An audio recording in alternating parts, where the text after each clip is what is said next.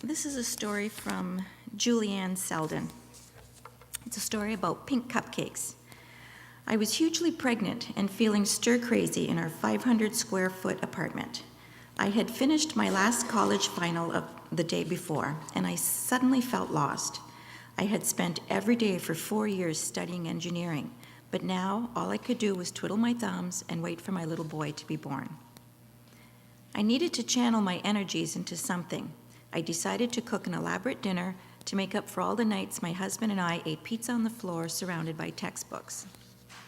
I grabbed my keys and headed to the grocery store. I quickly found the spinach and the tomatoes I needed, but continued wandering the aisles. Dinner was still hours away, so I was in no hurry to get back to our little apartment. Then I thought of my younger sister, who was finishing the last exam of her freshman year. She had struggled with the transition from high school to college and was worried about her grades this semester. I wondered if I should do something nice for her.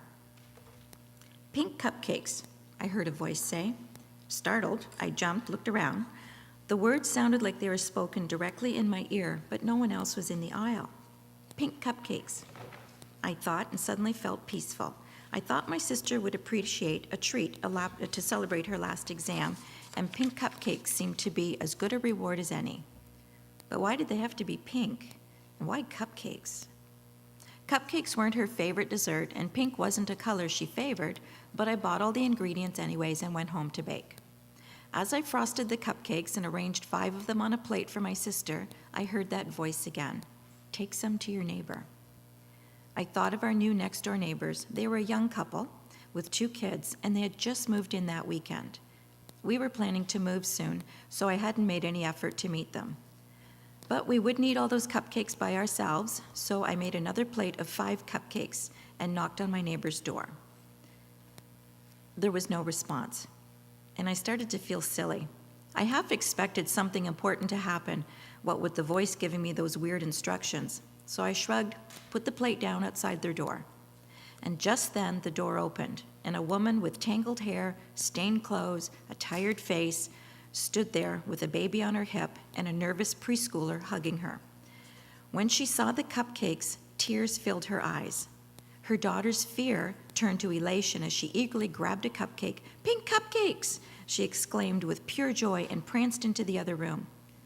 The exhausted mother looked at me with deep gratitude as she told me about their move across the country after her husband lost his job.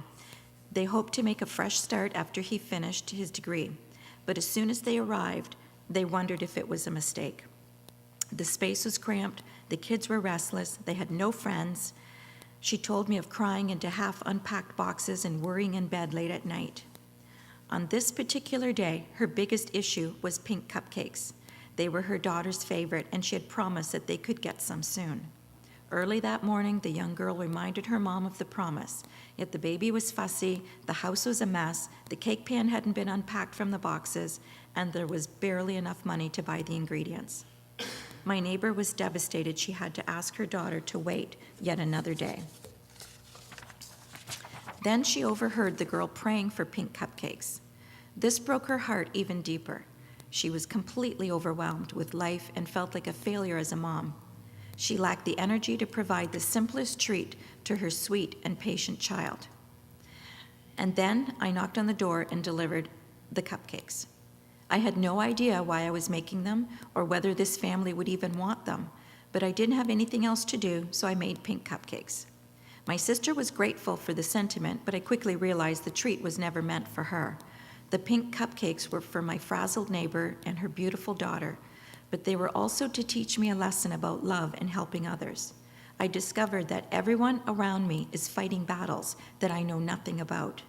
I learned that I should be kind to all, even if they will only be in my life for a moment. Those pink cupcakes taught me that no matter how hard life gets, we are never alone and we are never forgotten.